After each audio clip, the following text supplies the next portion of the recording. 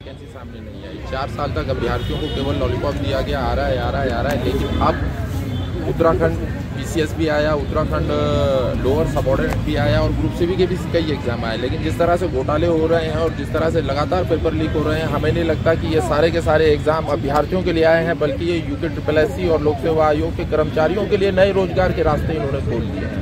इनके ऊपर कोई कंट्रोल नहीं है। एक के बाद एक भर्ती घोटाले सामने आ रहे हैं, जिससे न केवल अभ्यर्थियों का हौसला टूट रहा है, बल्कि इनके पेरेंट्स जो गांव में रह रहे हैं, अब हर अभ्यर्थी यहां पर आता है, रहता है, रूम लेकर, कमरा लेकर, हॉस्टल में 8 से 10 हज़ार रुपये उसका खर्चा आता है, 4 से 5 हज़ार रुपये महीने में वो कोचिंग में खर्च करता है। और फिर 3 साल 4 साल के बाद वो घर पे जाकर जब ये कहता है कि माताजी पिताजी गलती हो गई, सॉरी हो गई, मुझसे नहीं हुआ या मुझसे कुछ नहीं हुआ, तो वास्तव में उसकी गलती नहीं होती। इसको ऐसा लगता है कि मैंने मेहनत नहीं की तो मैं नहीं निकला, जबकि वास्तव में ये होता है कि पैसे लेकर उसकी सीट किसी और को दे दी गई है। ये सच्चाई सबसे सामने है। और दूसरी चीज़, सबसे बड़ी डिमांड हमारी सभी अभ्यर्थियों की केवल एक यह है कि जब तक एसआईटी के माध्यम से, चाहे एसटीएफ के माध्यम से इसकी जांच पूरी नहीं हो जाती, जब तक जांच के सारे रिजल्ट सामने नहीं आ जाते, तब तक किसी भी तरह की किसी भी परीक्षा का आयोजन कराना मुझे नहीं लगता कि यहाँ पर युक्ति संगत होगा।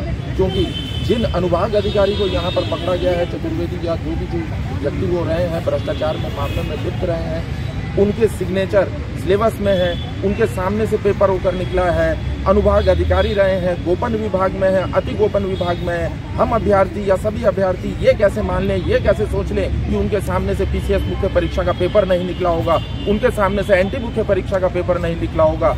इस बात की गारंटी क्या आयोग दे सकता है? क्या आयोग के अध्यक्ष और सरकार के नुमाइंदे सामने खड़े होकर ये 100% गारंटी दे सकते हैं कि पीसीएस मुख्य परीक्षा का पेपर लीक नहीं हुआ है या किसी भी भर्ती का पेपर लीक नहीं हुआ है? जब तक इस तरह का आश्वासन अभ्यर्थियों को नहीं मिल जाता, जब तक इस तरह के आश्वासन पूरा का पूरा अभ्यर्थियों को आशान्वित नहीं हो जाते, या जब तक उनको एक आश्वासन नहीं मिल जाता, तब तक किसी भी प्रकार की परीक्षा देना मुझे नहीं लगता, मेरे ख्याल से ये एक मजाक होगा, मखौल होगा अभ्यर्थियों के साथ, और कुछ नहीं।